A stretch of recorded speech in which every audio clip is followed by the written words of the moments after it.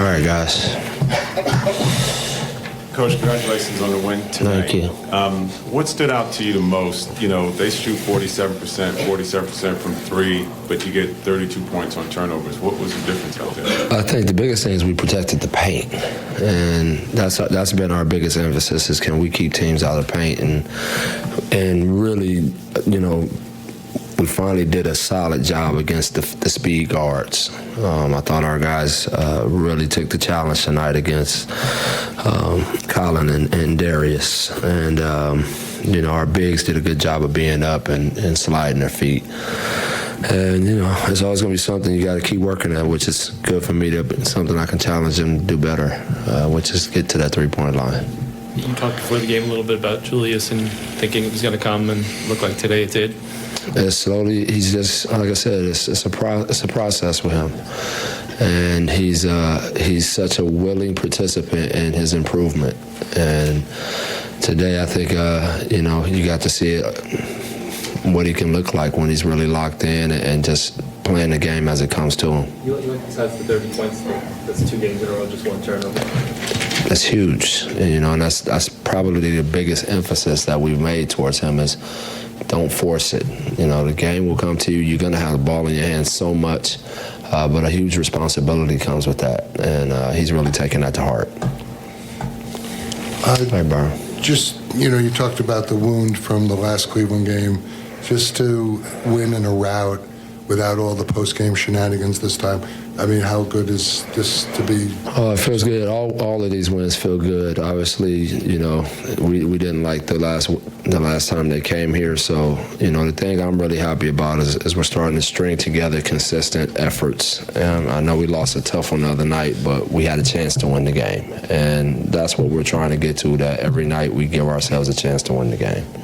Coach, with Julius, you know, behind the scenes, obviously he is making progress, but does he, when you guys are watching that film, is he showing frustration over the course of the start of the season? More frustration with himself, you know, just that, you know, he sees what's happening and he sees 3 people are loading up to him, and he just, you know, he kept burning his hand on the stove and not learning his lesson, you know, and now I think you burn it enough, you're like, okay, I got to make this change. And so he's just, you know, he's, like I said, he's letting it come to him while staying aggressive and just making easier basketball plays. You know, it was one play tonight.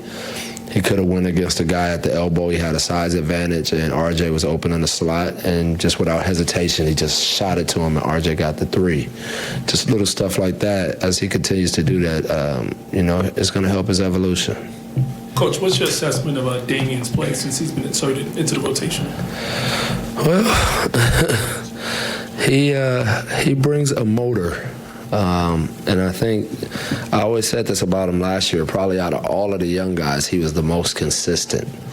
And so now that he's healthy, you know, because he basically missed the whole summer with the shoulder surgery. But now that he's healthy and he's got his conditioning, I think you're seeing that he's a very effective weapon for us. Coach, I know before the game you talked about taking things from a game-by-game basis, but kind of looking ahead, your next 11 games are against teams that made the playoffs last season. Mm-hmm. How do you prepare this team for this upcoming stretch of a month or so of tough games? One at a time.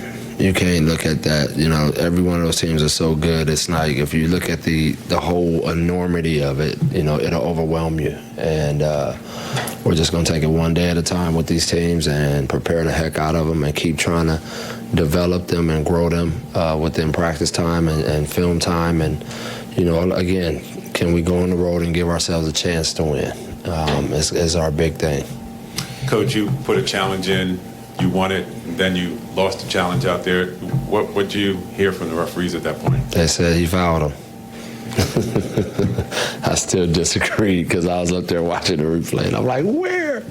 But, you know, that's the risk you take. That's the risk you take, and as, you know, sometimes you do it.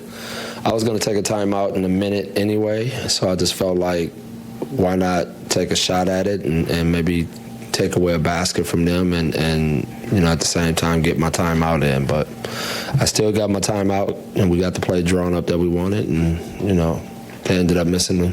And they missed the free throws, right? The old Rasheed Wallace line. Ball don't lie. So, yeah. But, you know, it's hit or miss with it. It's hit or miss. And they won their challenge, and they were right. RJ slid underneath the kid, and